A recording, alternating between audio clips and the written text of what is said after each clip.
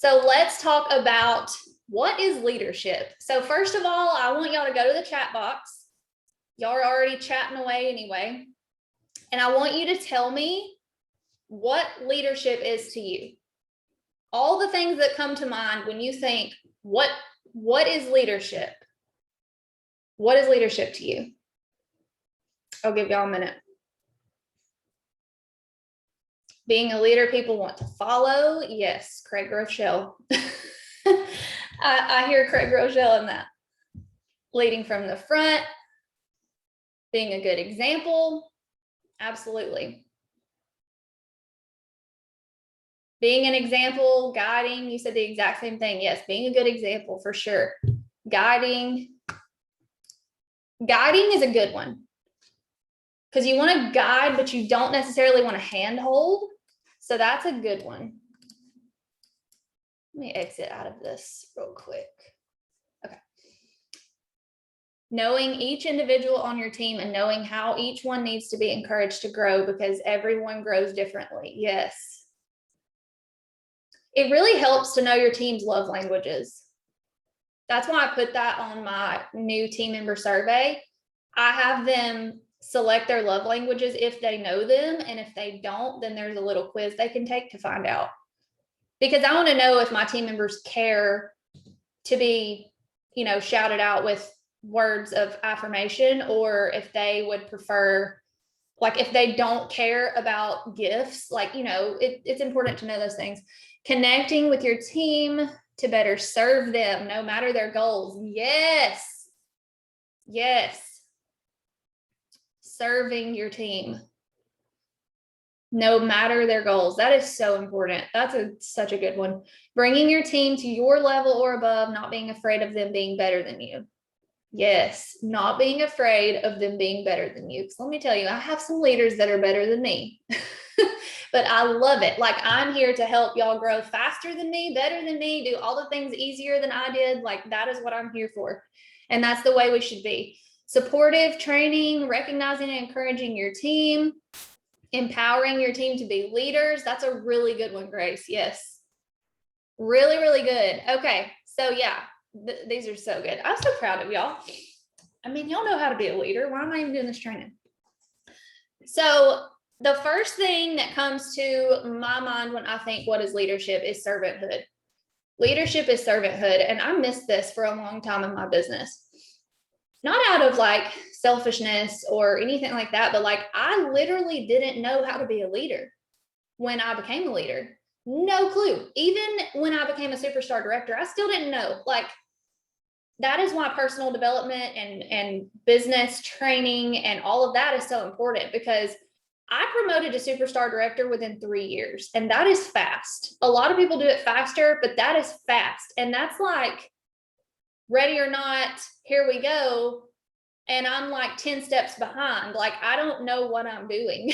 No idea. So the things that y'all know when you're a lead consultant, because of all this training and everything that myself and our other leaders do for you, the things you know as a lead consultant, a lot of those things I didn't even know when I was a superstar director. And that is why I want to give y'all these tools so that you can know what the heck you're doing when you promote and what you should be doing as a lead consultant, starting at lead, that directors do.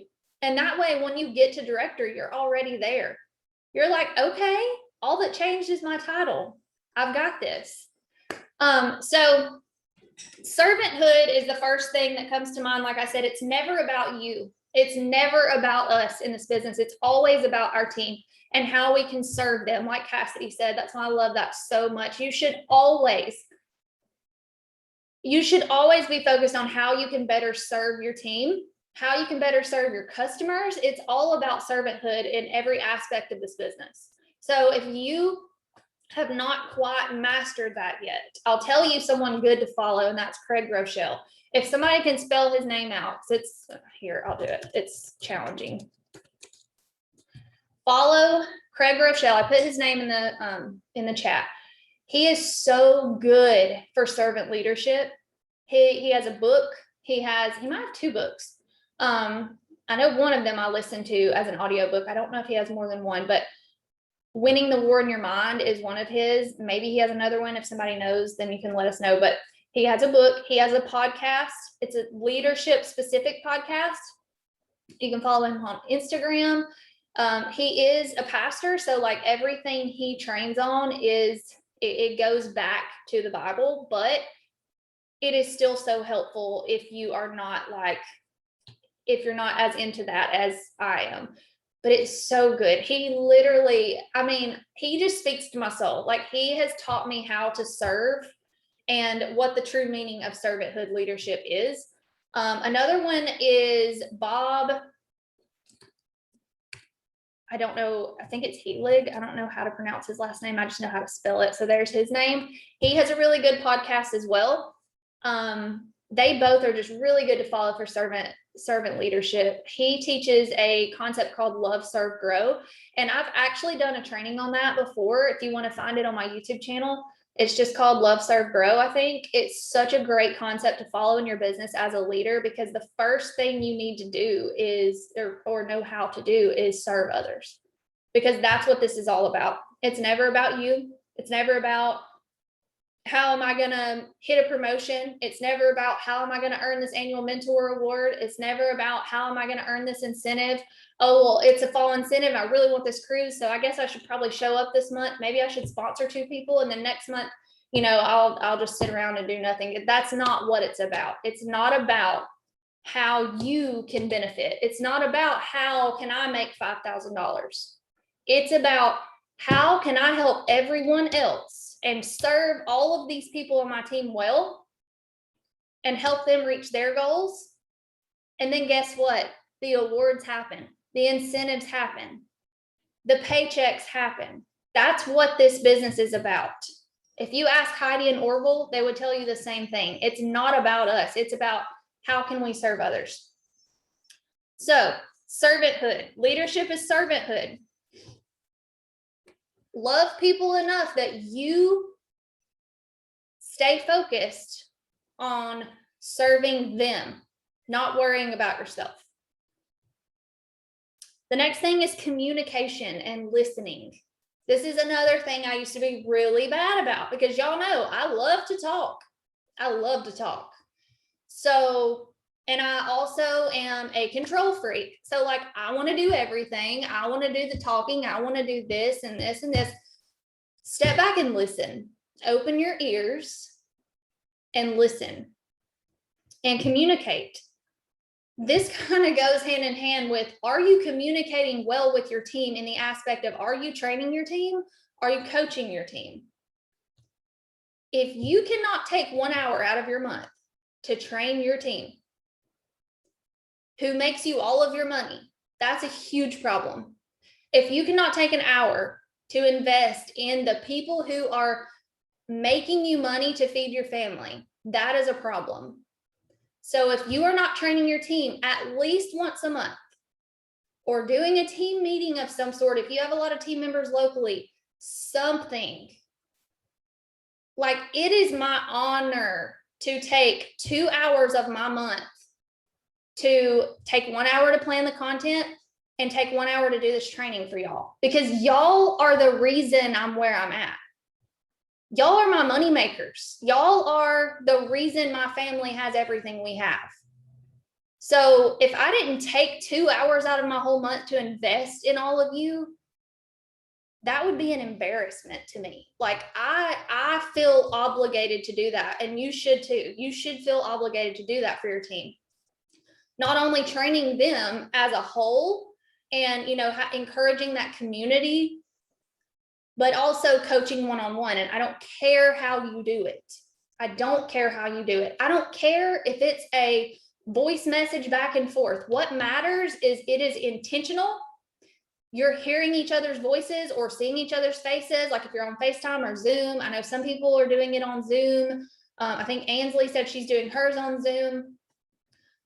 I don't care. As long as you can hear each other's voices, you're being intentional with the call, building relationships with the person, and also focusing on what it is they're struggling with and how they're going to fix that and what their goals are. An action plan. That is what matters. The coaching call has to be intentional. If it's not, it's pointless. That is why individually coaching people is so important, because everyone is different. Everyone has different struggles. Everyone works their business differently. Everyone has different lifestyles, and it's up to you to coach them, mentor them, and help them figure out what they need to be focusing on. So that goes right hand in hand with training, but you've got to be training your team at least once a month. I used to do it every week. I used to do a live video every Wednesday night for my team. But now what works for me is once a month. And I can be way more intentional with that. It's just way more effective. It's way more beneficial to y'all. It's way better for me. I literally don't physically have the time to train weekly because I am doing coaching calls. I have 7 coaching calls this month. So pour value into your team, communicate with them, listen to them, pour value into them, and they will give you value back. Value in, value out. And if you are reaching out to people to offer them coaching and they're declining it, you need to look at why. You need to not place the blame on them, first of all. You need to look at what you're doing. You need to look at yourself and ask yourself, are you being an example to them? Are you showing them you're serious about your business? Are you connecting with them on a level that is not just how they can help you reach a goal? Are you only reaching out to them when you're trying to reach a goal, when you're trying to promote? Like, are you only reaching out to them at the end of the month? Are you truly building enough trust with them to where they even trust you to be their coach? If not, maybe those are areas you need to work on. If I would have started reaching out for coaching calls the first probably 3 years of my business, I bet nobody would have wanted me to coach them because I did not have a good relationship and a good culture like it should have been yet. But as soon as I really built that connection and that trust, if I reach out for a coaching call, they're going to be all over it because they know my work ethic. They know how much I care about them. They know how hard I work, and they know that I truly want what is best for them, and I truly want to coach them to help them succeed, not to help me succeed. So communication. The next thing kind of goes hand in hand with that. Creating. That's a new word. Creating a sticky culture. Spend time with the people on your team who make it so insanely clear that they deserve your time. The people who deserve your time, the hard workers, the hungry ones, the go-getters, the ones who really, really, really want to work and build a business. Those people who make it insanely clear that they deserve your time, those are the people you need to be giving your time to. You don't need to be giving your time to the leeches, the ones who are sucking all the energy out of you, the negative Nancys, the excuse makers, the ones that it is always an excuse. Those are not the people you need to be giving your time to. You need to be giving your time to the people who deserve it. Your time is precious, and a lot of you need to realize that. Your time is precious. It's not up to you to be dragging people to the finish line. It's not up to you to try to force people to work their business. You need to work with the people who deserve your time. Work ethic. This is the biggest thing. Work ethic is a huge problem in this business. Work ethic, discipline, not just Cincy, but like any direct sales, network marketing business, because we are our own boss. We have no one holding us accountable. But I talked about this in the training I did last week, I think it was, about finding motivation within yourself. It's not an external thing. You cannot find motivation externally. It has to come from in here. You have to be self-motivated. You have to have something in here and in here that makes you get up and work every single day. So, work ethic. Is the work you're putting in aligning with your goals and dreams? So think about that. Are your dreams bigger than your work ethic? Are you showing up to work, but yet you're not doing anything income producing? It's the 4th day of the month, and I've got After today, probably almost 1,500 PRV. Now I'm training y'all. So are you showing up for your personal business and working hard to get that taken care of so that you can pour into your team? Because it's setting a bad example if you don't have 500 PRV in the first week of the month. First of all, that needs to be a focus. You need to have your 500 in within the first week. So you need to make a plan and a schedule to make that happen, to make sure that happens every month so that you're setting that example and so that you have your personal business taken care of before you're trying to coach people and tell them to do something you're not even doing. So work ethic. Does the work you're putting in align with the mission that you have for your business? What is your mission? We've talked about that as well. What is your mission? Is your work ethic aligning with that? Does the work you're putting in and the actions you're taking align with the expectations you have of your team and your leaders? Which is basically what I just talked about.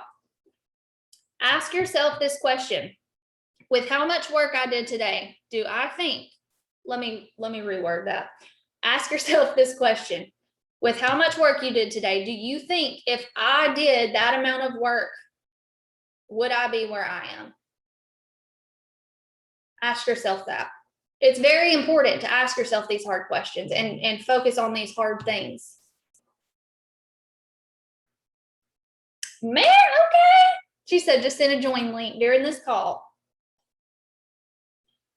But seriously, with how much work you did today, do you think if I did that amount of work that I'd be where I am? If the answer is yes, props to you. You're doing it all right. But if you are sitting there thinking like, no, I could never make $15,000 to $20,000 a month by doing what I'm doing right now, then you need to do some reflecting, some tweaking, some readjusting things. Setting an example. So I have that on here. So 2 of you said that. At least 2 of you, maybe it was more. It doesn't matter what you say you're doing. What matters is what you're actually doing behind closed doors when nobody's watching. That is what matters. So are you setting a true example? Are you doing the work that you say you're doing? Are you putting in the actions when nobody else is looking? What are you doing? And how are you showing your team that you're working? Because it doesn't matter how much you're working if you're not showing them how you're working. That's why we have the how I'm working hashtag. That's why we have the how I'm leading hashtag on the leadership group. Are you showing up to calls? There's 17 people on here, which is fantastic. But how many leaders do we have in our leadership group? 252. And there's 17 people on this call.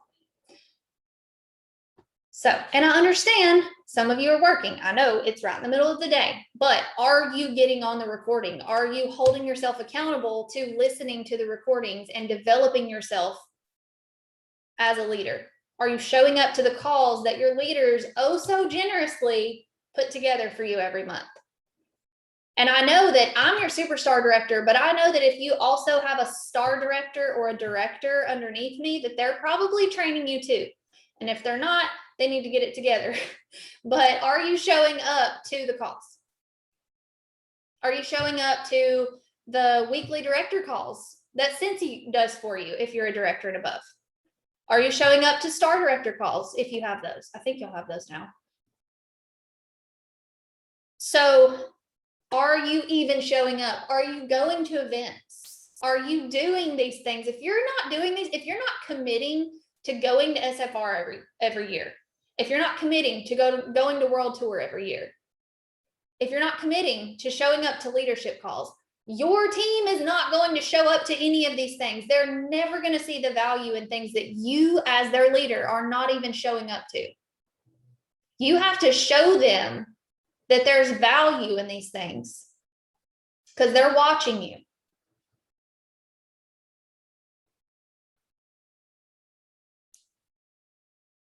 I've already talked about this. Let's see here. So let's talk about bare minimum leaders. So Brittany Bartow did a really good podcast on this. She also has a YouTube channel. If you don't like podcasts and you'd rather watch her beautiful face, she has a really good leadership podcast. And she did a leadership podcast on bare minimum mindsets. And so that's very similar to this, and it was really good. So if you missed it, I highly recommend you watching it, sharing it with your teams. So good. But bare minimum leaders, being a director, star director, superstar director, even a lead star, superstar, any leader, any leadership title, a title is just a title. It doesn't even mean anything. A leader is a leader. Whether you're a lead consultant or a superstar director, your work ethic needs to be the same. Your internal motivation needs to be the same. It doesn't mean you get to sit back and chill and be comfortable. That's not a thing and never will be. You will never get to just sit back and chill and be comfortable while your team does all the work. It doesn't work that way. They are going to repeat the behaviors that you're showing them. Now, yes, as you get to director, star director, superstar director, there are things that you get to delegate. There are things that you don't have to do anymore. But guess why? Because you're coaching your team. You're spending hours of your month coaching your team, training your team. You don't physically have enough time anymore to make samples. You don't physically have enough time anymore to put together mail outs. Like, these things take hours. It takes 2 to 3 hours to do 1 month of team recognition for me. Team mail. That is why I have an assistant. I don't physically have the time to do that anymore because I'm pouring into my team. So yes, some aspects you get to eliminate things, you get to delegate things, but that does not take away from how hard you're working. That does not take away from you're showing up every single day in your business to network, to party, to have sponsoring conversations, to lead your team, to train your team, to coach your team, to be a business owner, to do your bookkeeping. Like, you have to do tax stuff. Like, there's so much to being a business owner and a leader. So yes, you have to delegate some things eventually, or you're going to literally not have a life. But you never can just sit back and chill and be comfortable. You're always going to have to continue to get uncomfortable in your business. If you're not willing to do that, you're not going to get far. And I'm sure Crystal will talk about that. She has been so good at that. She has been so good. I'm so proud of her for how she has gotten out of like 5,000 comfort zones in the last year. And she's been willing to step into that fear because she knows that's what it takes to grow.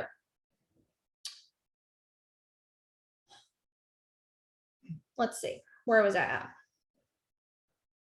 So yeah, being a leader means you better be the hardest working person in the room, always. You always have to be the hardest working person in the room. You should always be working harder than your team, being in the top sales, being a top sponsor, having the most Cincy Club subscribers, teach, lead by example, go the way, show the way, go the way, know the way, go the way, show the way. Is that how Orville says it? That might be out of order, but that you get my point. So discipline. Going back to bare minimum leaders. Bare minimum leaders equal bare minimum businesses, which what does bare minimum businesses equal? Bare minimum paychecks. So if you're here to do the bare minimum, you should not be in a leadership role.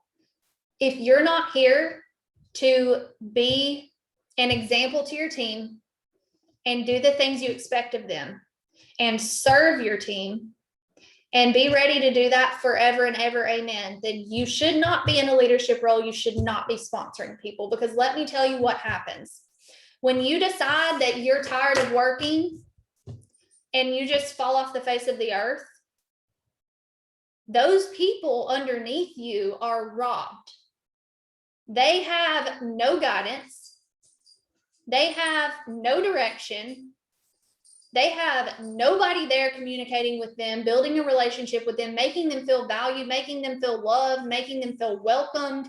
No direction on what the heck they should be doing because their sponsor's MIA or their leader is MIA. And it's up to you as a leader to take care of your entire downline, because that right there happens. You have lead star consultants who decide, they sponsor someone and then they fall off the face of the earth. They would rather be a certified consultant, which is totally fine if people would actually admit to that and say, I can't take care of this team, or I don't want to take care of this team. I need to let them roll up to my sponsor or my leader. That is not being done like it should be done. And that is why we have 252 team members in our leadership group and 18 people now on here. By the way, props to every single one of you who are showing up to this training, whether you're on the live or you're on the recording. But if you are doing the bare minimum and you're not willing to take care of your team, you got to step down. Like, you have got to realize, I can't be here doing nothing and expect to be paid well. It's not going to happen. So you need to get consistent, you need to get disciplined, and you need to make sure the work ethic is there, and you need to make sure you love your team. So yes, Mayor, it did. And a lot of my first generation directors, even second generation directors, are not my frontline. They have rolled up to me, or well, then they would be my frontline. So some of them have rolled up, but some of them still have a sponsor in between us that is a lead consultant or a certified consultant, like being paid as a certified consultant, because that person stopped working. So those first generation directors have become my first generation directors, not because they're my frontline, but because I identified that they were missing leadership. They were missing guidance, and I reached out to them to take care of them because it is my job to do that. So, and I just had I just had a star consultant reach out to me yesterday. And she was like, I have a new frontline. She sent me the email that she got from Cincy saying that she had a team member who was a leader, but they didn't put in their leadership requirements. So their frontline or their team rolled up to her. And she was like, so the person who was their leader never even added them to our team page, never gave them any guidance, never trained them, nothing. And she was like, this person has potential and I want to guide her and help her reach her goals. Like, I need to add her to our team page. I need to tag her in your training videos so she can basically start over. She was like, she has potential, but she had no guidance. And that is sad that people are willing to not help their team or to rob their team of success over their ego. What?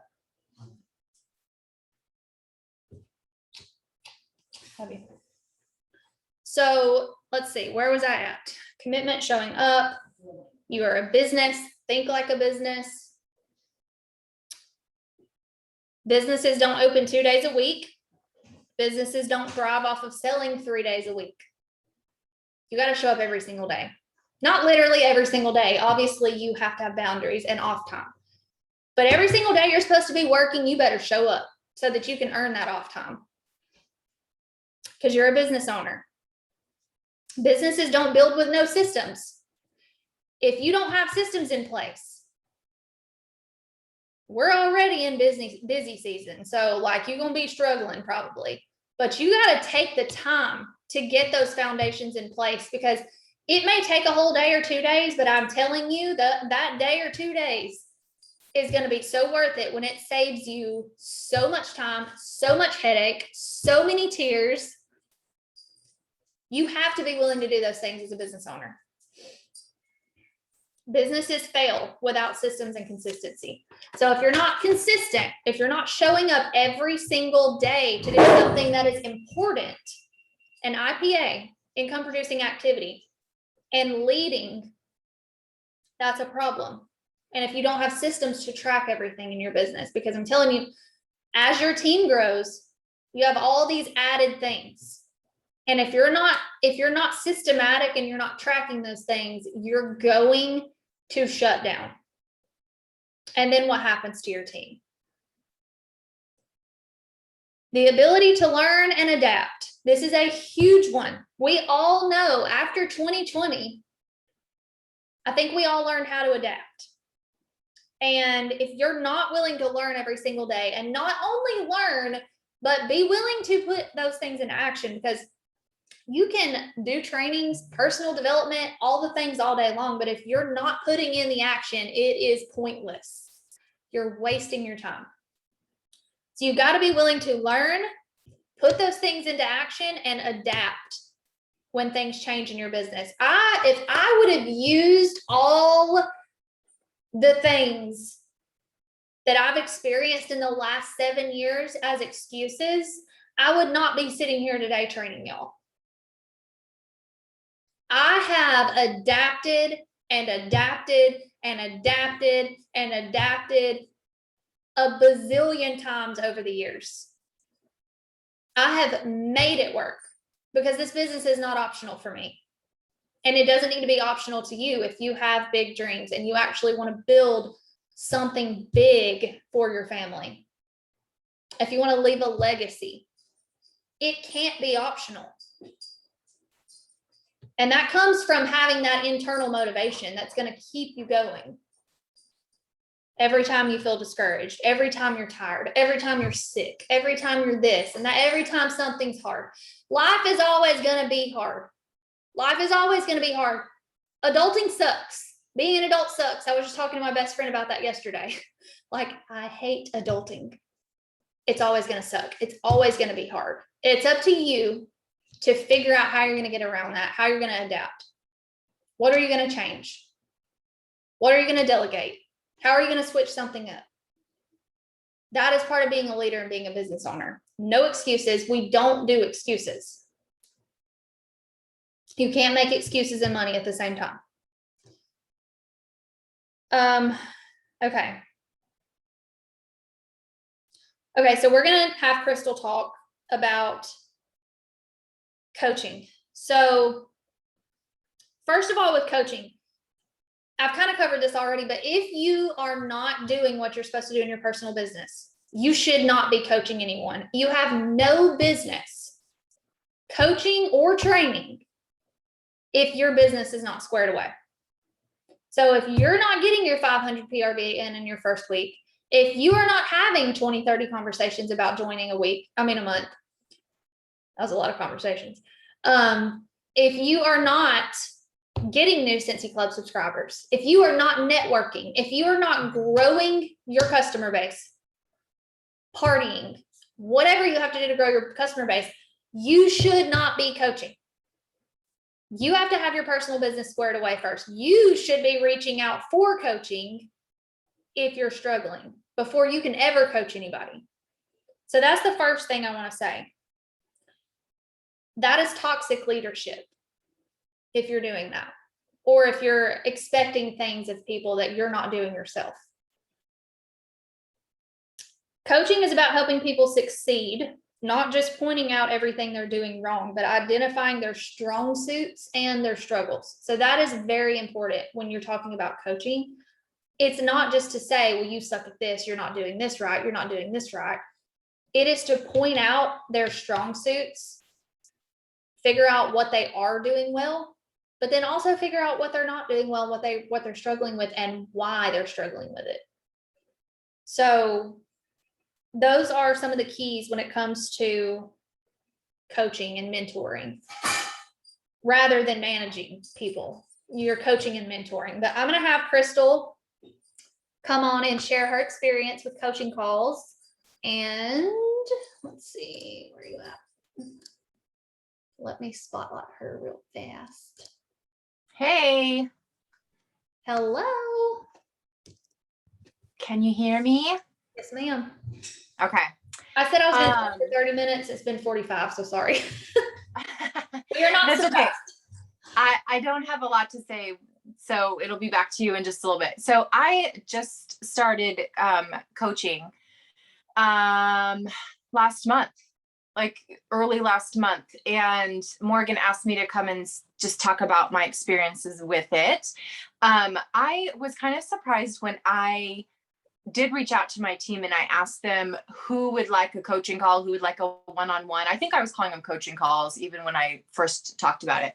And I was really surprised. There was like 12 of them, I think, that like either personally reached out to me or made a comment on that post who said like, absolutely, when can we do? And a couple of them were like, when can I get like messaged me almost every day until I got everything situated and was ready for it. So the willingness was there, and I was surprised about that. I guess, man, what Morgan just said was just amazing. I needed to hear that, and just to kind of check off like, okay, yeah, I'm doing that. Okay, yeah, I'm doing that. And man, she's so right. And like, our business is constantly stepping out of our comfort zones and doing things that are scary, and for the betterment of our whole group. So, and for the betterment of our team. And I know just yesterday I did a training for my team, and it was kind of on recruiting, which is something that I'm kind of struggling with right now too. So I made a big challenge for our team, and we're doing the go for no. If any of you guys have ever heard of that. Anyway, it's a little insane. Anyway, we're going to do it because I think that that is going to get all of us to step out of our comfort zone. Anyway, that's not what you guys wanted me to talk about, but just stepping out of that comfort zone is definitely true. So I'm just going to kind of talk about my experiences with it. Definitely scared. I was so afraid that they would ask me something that I didn't know, or I would have nothing to say. And it's actually turned out to be quite the opposite, and a learning process. I think back to my very first conversation I had with one of my girls, and I feel like I definitely talked way more than I should have, giving her way more, like I would ask a question and then I would answer my own question, and anyway, so it's a learning process of like, okay, stop talking, listen to them. What I think might be a really great PRV idea is not something they might want to do. So, listening for that, and through that, sorry, do you hear my son? Take him upstairs, please. Thank you. Do you hear him screaming? Just take him to my bedroom. Sorry, I don't know if you guys can hear that, but that's really distracting. It's my 10-year-old, and she's not very good. She's a pushover, so she's not really with my 2-year-old. Anyway, so she's trying to coax him and he is not having it. So sorry. Okay, she handled that. Now I don't remember what I was saying. I was talking about talking too much. Yes, she is. My main helper is away at volleyball tournaments, so I feel like the rest of them are just like having to fill in her shoes. So yeah, I did my first call, and I was very surprised at some of the things that I thought they knew and they didn't. And when I was able to do these calls with them, they would be like, oh, I didn't know that. Like, you could do that, or different things that we would talk about. She'd say, oh, that's a good idea. I didn't know we could do that. So that's something I definitely learned right off the bat, is it's a very, very good way to make sure they know some of the basics. And then this particular call, I reached out to Morgan and I told her kind of the results of it. And this one call I did with this one girl is an average PRV 300 to 400 a month. That's generally what she had been doing. And her call was about how to boost her PRV. So we talked about all the things. I had them print off. I followed the same thing that Morgan was talking about. I send them an email, and in the email is an attachment for a action plan. I would like them to print off the action plan. If they don't have a printer, have paper and pencil ready. I make sure I say all these things in the email. I tell them my email. I tell them it's their responsibility to call or FaceTime me at the appropriate time. I highlight the time, and then I would like their form to be filled out at least 24 hours before our call. So I can look over their form and I can see like what their PRV has been and all of that. And then we go from there. So she had done that, and we were going over her action plan together. So it's 3 activities on her goal, what she wants to achieve. And then we try to get specific and think of different ways that she can achieve those goals. So hers was PRV, which is going to be parties, because that's like the most income producing thing you could do. And then it was just being more intentional in her VIP page, not ghosting people, like, and by ghosting people, like posting every day, like being very active in that. And then she texted me later that month, and I had seen that her PRV was like going up. And so she was like almost at 800 or something. And she said she would like her PRV to be consistently 1,000. I said, that's a great goal. Let's work for that goal. And it was almost at 1,000. And I checked in with her, and she said, yeah, I can't believe how just making those little differences in my business, how it's really boosted my sales. And I think she ended off the month with almost 12,000. And it was all stuff that she was like, yeah, I just was doing the things on the list. So that opened my eyes, and I was like, okay, I definitely have to get this out. I definitely have to coach more people, see who wants to be coached. And that's when I put it out there, and I had like 10 to 12 people who want to be coached and want just some insight, I feel like a couple of calls were just like, I just want to pick your brain on like all the things. And so sometimes the calls were about just like that, but I try to steer it to like a specific thing that we can work on. But let me see. Yeah, basically that's my experience. And I'm not saying that it was directly like she couldn't have done that on her own, but I'm just saying that was what happened in 2 other calls that I did. I think one of them might be on here. I don't know if Grace is on here, but I had a call with Grace, and then she promoted to a lead. We talked about a couple of things that she could be doing, and she promoted to a lead that last month. And then one other girl promoted after our coaching call. And now I'm not saying it was me. I mean, they definitely did the work, but that has been my experience with doing calls with my team. So I was doing 4 calls a week, and that turned out to be a little too much. So I'm pushing it back to like once a week, 1 to 2 calls, because I was a little surprised. Oh, Grace. Yeah. See, that's great. She promoted to a lead. And I was surprised at the end of a call, I kind of was like mentally drained out a little bit. So, I kind of had to cut back my calls a little bit to just like once a day, because I don't know, it was a little bit out of me, but I love it. And another thing I noticed, and then I'll go back to Morgan. Another thing I noticed that I really, really am enjoying is it gives me a little bit of one-on-one time with people on your team, people that I don't even know, never met. Some of them aren't even my frontline. So I don't know a thing about them. And then they wanted a coaching call, and I get to know them, and we talk a little bit. And anyway, that's been great. I've been really enjoying that. So I will definitely keep doing this, and definitely encourage all of you guys to do the same, even if it's 1 a month, like whatever you can do. So anyway, that's all I have, unless anyone has any questions, but you could probably ask Morgan questions too. Thank you, ma'am. That was awesome. I'm glad you shared that, because just not enough leaders are coaching, to be honest. And I've been talking about coaching for like 3 years, 2 years, 3 years. What year is it? 21, 19, 20, and 21. So I guess 3 years now. And it's like, some people are still not coaching, and I'm like, you're not getting it. Like, you are not getting it. So maybe if you hear it from someone else, it'll click. And here's the thing too, you're never going to know everything. You're never going to be completely confident in coaching. You're not. And even myself, being 7 years into this business as a superstar director, I've been a superstar director for 4 years, which is crazy to think about. I still don't feel 100% confident when I do a training or when I'm doing a call, a one-on-one call.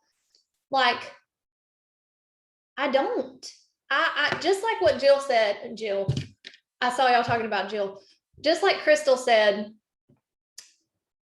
she felt like she didn't have any value to give, or like she didn't, wasn't going to know enough or not have the answers, so that you don't have to have all the answers. You'll never have all the answers.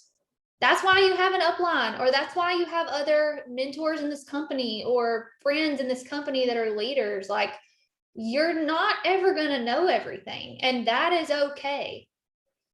Mainly with coaching, you're asking them a lot of questions, and they're doing a lot of the talking anyway, because you're asking them to really think about what they're doing in their business or what they're not doing, and why they're struggling with certain things. And that's a lot of what coaching is. Yes, so y'all be sure to be on that tonight. Jill and Brittany are doing a training on coaching tonight. There's also been coaching trainings on my YouTube channel, on Brittany's YouTube channel, like about action plan calls, about coaching calls, about all the things. We even have examples, like literally a recording of us coaching someone in real time. Both of us have those on our YouTube channels. And then also the pinned post of our leadership group, there's a whole post on everything you need to know about coaching calls, everything. But get on that call tonight for sure. Jill and Brittany are going to have a call tonight.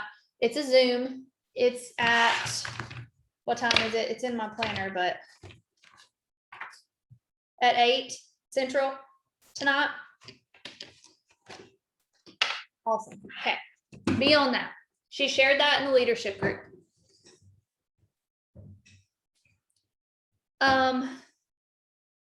Also, on the topic of you're never going to know everything. Yeah, it's only going to be 40 minutes long. That's because they can control themselves and I can't. I talk way too much.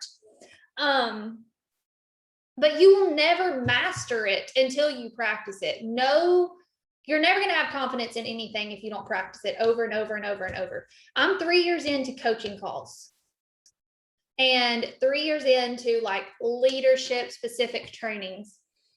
And I still struggle, but I'm so comfortable with it now compared to what I was 3 years ago, because I've done it repetitive. So pretty, but yeah, so trainings, boundaries. So why do I keep calling you Jill? What Crystal was talking about with boundaries. She was talking about how she saw that she was doing too many calls at once, like too many in a day. It was draining her. I've talked about that before, how important it is to have boundaries around your one-on-ones. So number one, not coaching the people who don't need to be coached. So not offering a coaching call to everybody. You only need to offer coaching calls to the people who are working. And I have trainings on that, how to identify the leaders. I did a training at SFR on that. It's in the workstation. It's on my YouTube channel, how to identify those leaders and then how to develop those leaders. So, all of that, like you have to have boundaries around who you're coaching, and you have to have boundaries around when you're willing to coach people. Keep it within your business hours. I don't care if your business hours are when everybody else is working, like mine. My business hours, my coaching hours are 9:30 to 3. And I only do 2 coaching calls a day. And I only do coaching calls 3 days a week. And I only do coaching calls weeks 2 and 3 of the month. Because that is my boundary around what is going to bring me stress, what is going to be too much on me if I'm coaching too much. So it is up to the people to find a time that they're going to make work. Most people have to do it on their lunch break, but that's what you have to do to be successful. You have to make the time. And if people aren't willing to do that, then they're not hungry enough. It's not the time for them. But you have to make people respect your boundaries. And that's only going to happen if you respect your own boundaries. So keep that in mind with coaching calls. Coaching calls are so rewarding. They make me so happy. Like, they are what I need as a leader to stay inspired and stay just like it brings me back to, this is why I do this. They are what I need. But if I'm overloading myself with too many of them, they will start to bring me stress. And that is not what I want. I don't want to ever not enjoy those coaching calls. So the last things I had on here, I really didn't have anything else other than like some quotes, or a quote. But there was one other thing on here too that I had made a note of, and it's understand. So another, like, what is leadership? Another trait of leadership is understanding that your team owes you nothing. Your team, your customers, the world owes you nothing. That is important to understand.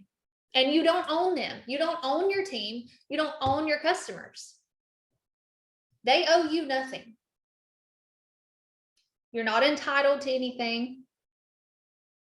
That's not how this world works. Hold on, I'll get to your question in a minute, Tiffany, I promise.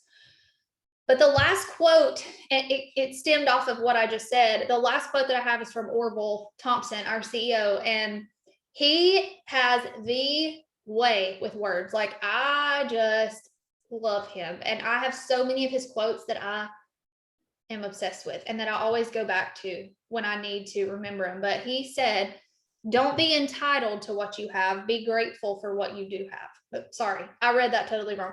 Don't be entitled to what you don't have. Be grateful for what you do have. Focus on the things you do have. Focus on the things that are going right.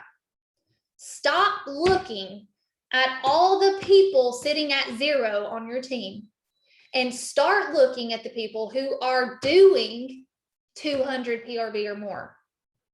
Stop looking at all the people who aren't doing XYZ and look at the people who are doing amazing.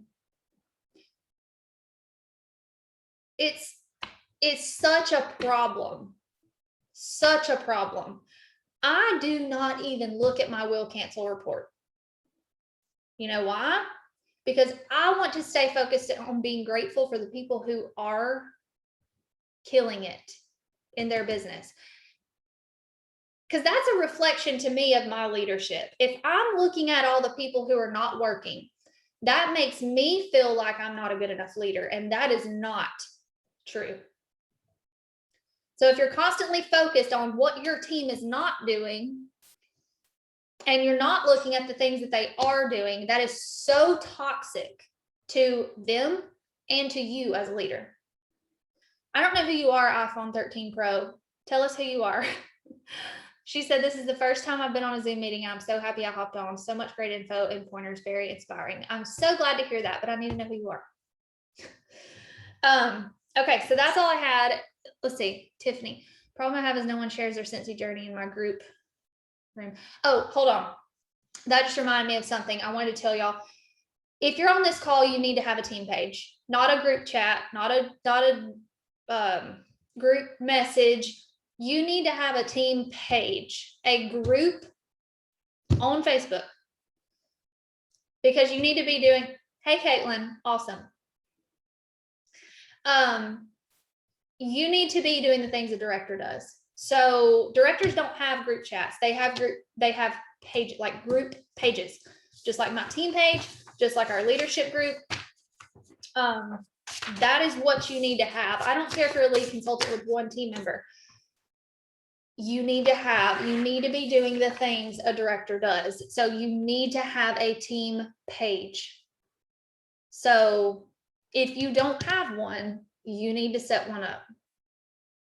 That's something I've seen that is lacking. I mean, I see people promote to director and they're like, well, do I need a team page now? And I'm like, you should have made a team page at like lead or star. So, okay. So let me go back to your question, Tiffany. No one shares their Cincy journey in my group. I had a few friends join me. As soon as I started, I asked that we learn together since they knew we started at the same times and they never post in our group. Well, you just have to keep growing your team. I mean, to be honest, as I said, we have 252 people in our leadership group. That's 252 leader above. And how many contribute? Probably the amount of people who are on this call. So if you have 3 team members, you can't expect 3 people to contribute. You might have 1 contribute, but you might not. You got to keep growing. You got to keep growing, keep being consistent, keep recruiting 2 a month. That's why 2 a month is so important. 2 new teamies a month. It has to be the rule of thumb that you follow if you want to grow a big business. It's proven time and time again, 2 by 2 by 2 rule, 2,000 PRV, 2 new recruits a month. It will get you to a 6-figure salary in usually 2 to 5 years is what they say, 2 by 2 by 2. But anyway, it's true. It worked for me. It's worked for thousands of people. Like, it works. So make that your focus. But yeah, if you're feeling discouraged, like if you have a team page and there's no interaction, you've got to look at, am I growing my team or am I expecting these same people to contribute constantly? Am I showing up every single day? Like, you have to think about what you're doing as well, but like, you have to continue to grow your business. It's just going to plateau and it's just going to be like dead if you're not consistently growing your business. All right. We've been here over an hour. So there's that. Thank y'all for being on.